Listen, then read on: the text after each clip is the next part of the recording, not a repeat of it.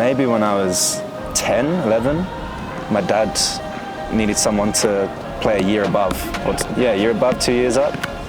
So we had like the under 13s. So my dad needed someone to be like a goalkeeper, just an extra player. He could be old enough, so I'll chuck you in. I was training before that. I started training at 7 and then started doing the football training after that. I didn't really have an interest. I just like, my dad's a die-hard Tottenham supporter, so is my older brother. He started playing for this like Tottenham academy.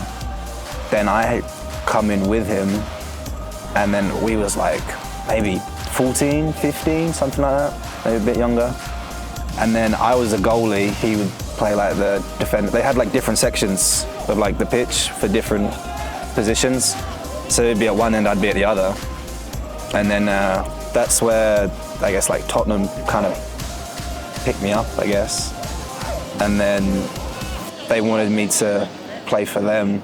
And then the other teams, it was always just kind of like, oh, I'm a scout for this team, we want you, so. But I just couldn't care less. Like, I didn't have that much of an interest in football. Like when I got moved up doing the academy stuff for Tottenham, my dad was over the moon about it. He was like, I don't care. So and the whole time, like, I'm just gonna make wrestling work. Yeah, all the time. I remember after the pandemic, I was wrestling probably once, maybe at most, maybe like 3 times a month, like nothing special. And I was getting paid maybe £80, like a match. And that's everything, like expenses there and back. Like my dad never took expenses. He was like, look, I've said I'll drive you there, I'll drive you there. If you can get the petrol money back, cool. If you don't, I don't care. And then he came in my room, he was like, I think it's time we start calming down the wrestling and we start finding a proper job. So like downloaded fucking like Indeed, and I was like looking for jobs and everything. I got 2 jobs. I got sacked from both of them. Like wrestling's all I'm good at.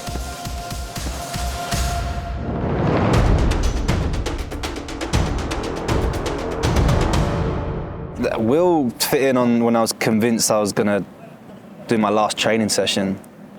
I was 15, and my mum and dad surprised me with a 2-day Will Ospreay seminar. Then trained with Will, went up to him, was like, thanks man, like a really fun way to kind of end wrestling. It's like, I'm done. And then it's like, well, what, like, you don't want to train anymore? I was like, yeah, it's like my last one. Like, it was, okay. Is that your mum and dad in the back? Because they come to every training session. I was like, yeah. Walks over to them and just pulls my dad and goes, don't let him quit. If he quits, he's an idiot. He's going to make a lot of money.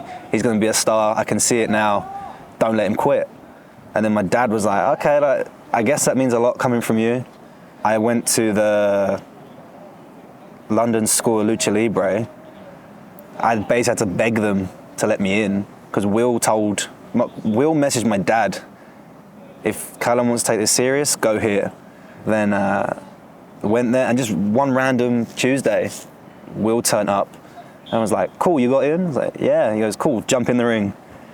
2 hours just training with Will. And then once that finished, he was like, I'm gonna look after you.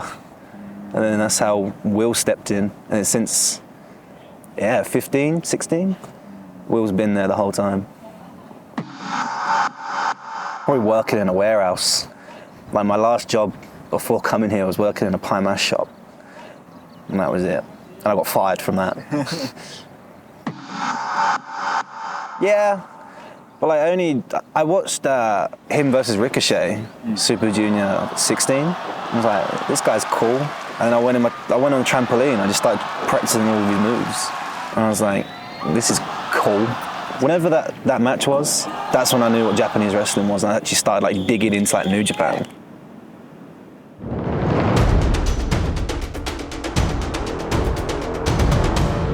I just didn't want to annoy anyone. Like, I know what I'm like around my friends in England. Like, I'm an idiot. Like, yeah, I'm walking around like legends. Like, I turn left and there's a literal walking legend. You look the other way, there's one as well. I didn't know what to say, how to act. And it wasn't like, we're gonna bring you here and see how you go. It's like, no, we're gonna bring you here, you're gonna stay here for 4 months. So it was like, if I do mess up, what do? I can't go home, I just stay here until January. And it was like first Christmas away from home. I missed Dad's birthday, Nan's birthday, and like, it was a lot of stress. And then I debuted, and then literally the next day, main event, sold out Corican.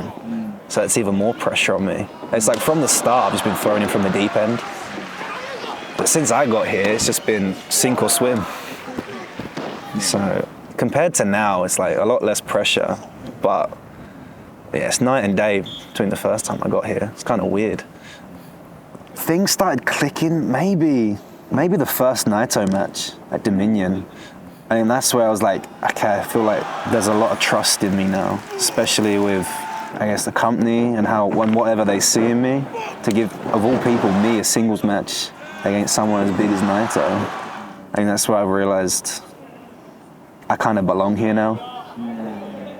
And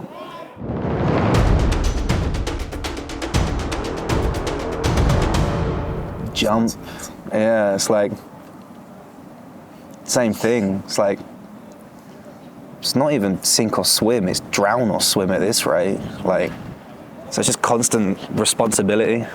I think now it's like, I'm a big boy now, I got big enough shoulders for it. It was good until I went onto Twitter. like after it happened, I felt great, I could take on anyone. And then I turn my phone on and I'm getting like messages, getting tagged in stuff, podcasts, and it's like, okay, I guess I'm not as good. And that was after the Shota match. And then I had the match with Takagi, and Takagi is like my wrestling idol. Like, I love Dragon Gate, I love Takagi. So that was like a huge thing. Even now, I still can't believe it's a thing. It's like in the history books. But it was good, and then you see the pressure like online, it's like, I want to go back to England, but it's the same thing. Like, I've moved my life here now. So, same thing, even with like social media, sink or swim. Every part of my aspect of my life now is just thick skin and just cracking on. 今日のカラムが欲しかった。ウィルよりも強烈だったよ。くそ。Yeah, I got jump higher than Will. Will kind of made the move, and like all these other people are stealing it, and to have literally my idol say, yeah, your one's better than the guy that won tournaments with it. I'm like, I'll take it. And then especially just leveling up, I guess, in the G1, it's only going to keep going up and up from that. And like, dude, it's the hardest tournament in the world. Dude, I want to do it again this year. I want to be in this year's G1. I'll do all the G1s that I can. I'm here to stay. Like in the past year and a half I've been here, I've spent maybe, I think I worked out, it's like 23 days in the UK. And like, even that has like changed the way I've been. I'm trying to adapt everything, trying to learn Japanese, I'm trying to learn the Japanese style. So it's just growing up in Japan.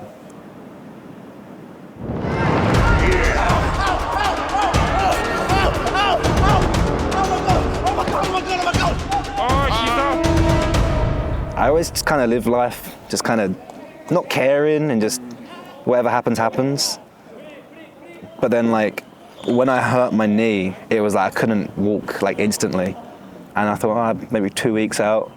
But then when I had to go home for like MRIs and doctors and injections, that's when I was like, okay, I need to start thinking about like future, changing my style, and learning how to work with a bum knee.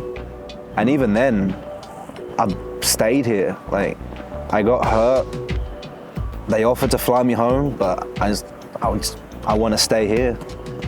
So for 3 months, by myself in the apartment, like on crutches, trying to get around And like, I even said I can come back at Cup when I was still getting injections. I kind of forced myself. If they said, oh, you can have the year off, I'm like, okay, I won't do nothing for a year. But then they said, like, we need you back in. When I spoke to them, it was in December. So I had 4 months to, 3-4 months to get back into fighting shape. So I was rehabbing every day. Like, there's not been a day, even now, where I haven't iced my knee. And then, next tour after that, Iwgp tag belts. And even that was even worse, because at first I was like, okay, cool, I can be the youngest champion ever. And then I was like, no, like, Iwgp banner, you're the youngest. Sick, more pressure. Yeah. Thanks.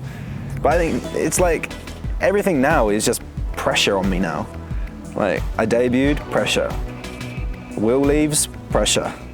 Like, G1, to get into the G1, pressure. Being in the G1, pressure. Pressure makes diamonds, baby. Oh, the best. That felt great. Like, he's been the person I've worked, I guess I've wrestled most since I got here. And then the one, I guess, where it really mattered the most, I finally got a pin overnight, which is crazy to think. I don't know, I'd probably call it like Prince's curse or something, because right now everything feels like a curse at the minute. Every time I do something big, it's like the negatives outweigh the positives. So I feel like right now that's a good name for it. Thank you very much. どうもありがとうございました。 Then it took a while to warm up, and then it was only when we started like going out for like dinners and stuff that he started become like, he was kind of like the cool uncle, but I guess he's gone now. Like, I don't know when I'm gonna see him next. See you later, Uncle Jeff. Jeff's like, everyone kind of knew the shoes I had to fill. I was trained to be a killer by will. That's what Empire was, group of killers. And I don't know where that instinct's gone. I'm just gonna try my best to bring it back. That's my role now. I just wanna put the group back on the map again. I want that opportunity that Jeff was screaming about where he took over the comments. I want a shot at the IWGP Heavyweight Championship. I just think there's a generation change now, and I'm the youngest in the company. Aside from like a couple young lions, like established guys on the roster, I'm the youngest. You got guys of the now, like Suji, like Shota, Gabe, Yuya. They're running stuff now, that's cool. But once those guys are already pushing 30. So once they start finishing up, I'll still be 25. And as well, I got stuff I want to do. I want to be the youngest ever IWGP champion. And if giving back 2 belts, I think that qualifies for challenging 1. And if anything, we can have a go at Goto as well. Like, he accepted the challenge. But same thing, I just want to bring back being a killer. And I think if I'm going to go around being nice to everyone, excuse me, sir, can I please maybe try? I'm like, no, I want it. I'm going to go for it. Again, like, living legend. Like, so when I first watched the Super Junior match with Will and Ricochet, and really started digging into New Japan, Goto was the first person that really caught my eye and I was like, really got into. Like, he's been here for years. He's done near enough everything, and like, kind of like the same level as Ishii. He's like the standard bearer for Japanese wrestling. Yeah, like, Goto's the guy. No. It was cool, started off cool, but if you're going to do a Goto Revolution, I think you got to wrestle the guys that are coming up. He's wrestled Tana, Nagata, who else? Like, he's wrestling the old boys. If you want a revolution, go against the guys that are coming up. That's why I said the revolution's finishing. It's time for a revival. There's a new generation in New Japan now. No one knows what's happening with the future in New Japan. Let's change it up. New generation. Revive the whole thing. Keep watching. They said it was too early to be in the G1. Said it was like too early to win the tag belts. Everything I've done's too early because I'm only 22. Dude, I've been wrestling long enough now where it's like, as long as I got some self-belief, that's all you really need. Like, someone's I hate. Like, it might be too early, but then I guess Okada got the same when he won the belt. Shinsuke got the same when he won the belt. Add me to the same. I was talking to someone a little while ago about it, stressed out, and they was like, who before you is in the same seat? And I told them those names, like, you're on the road to be the next ace then. So just keep telling myself, like, Ace's road. Making my granddad proud. Just making mum and dad proud. I guess they all kind of sacrificed a lot to make wrestling work for me. Like, mum working 2 jobs, dad waking up at 4 o'clock, getting back at 6, then driving me to a show that's like 2 hours away, staying, watching the whole show, then driving back, taking me to like training sessions all up and down the country. My granddad just like training me. Like, he died before I debuted, so he never watched me wrestle. So like, it's making people proud, and on the other side, shutting people up. Like, dude, I went through years of school, like bullying, whatever, like name it. It's like been through it through wrestling. And I mean, winning the biggest title this business can offer shuts everyone up. And even now, everyone's saying like, you're too young, like you don't deserve this chance. Like, just keep watching, and I'm just gonna prove. This is what I've done my whole career. Just prove everyone wrong. Not like. I gave myself, the start of 2023, I gave myself 3 years to get noticed by Japan and maybe do a Royal Quest, and 6 months later, I debut, or I get the call, then in September I debut. So I think it's making people proud and shutting people up. Am I allowed to swear? I don't know, my granddad was always just shut the up and get on with it. He was like a East End gangster, like proper East London geezer. Even with wrestling, he'd be like, you get hurt, shut up, get on with it. Like, just, yeah, thick skin. And always, I guess like, ears open, mouth shut. That's like, main things my granddad taught me.